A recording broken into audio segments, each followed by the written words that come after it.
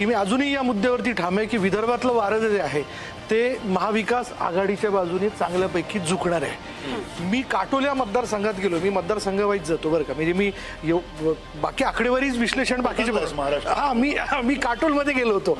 काटोलमध्ये मला असं दिसलं की जनता असं म्हणते, एक सूर मला जो संबंध महाराष्ट्रात दिसला की आता आपल्याला ठराविक घराण्याच्या पलीकडे गेलं पाहिजे।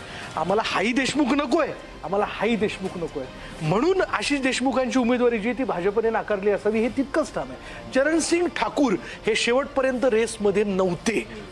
ग्राउंडवरती काम केलेलं तिसरा एक भिडू आहे तिथे, जो तिथे चौकार मारू शकतो, तो म्हणजे यज्ञवल्क जिचकार। आणि तिथे एक संघटना आहे, सतरंजी संघटना, जी संघटना सगळ्या पक्षांमधल्या कार्यकर्त्यांनी एकत्रित येऊन बांधलेली। आणि त्यांनी असं म्हटलंय, किती दिवस आपण नेत्यांचा मंडप उभारायचा, किती दिवस त्यांच्याकडच्या खुर्च्या टाकायच्या, त्याच्यापेक्षा आपला उमेदवार आपण उभा करूयात। म्हणून माझा अंदाज असा काटोलमधला की जे आपण अनुकूल म्हणतोय सलील देशमुखांना, तिथल्या लोकांमध्ये मी प्रत्यक्ष जाऊन बोललो।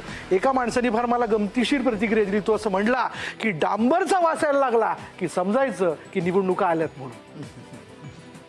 दोन्ही देशमुख हे काटोलमध्ये थांबत नाहीत, ही तिथल्या लोकांची तक्रार होती।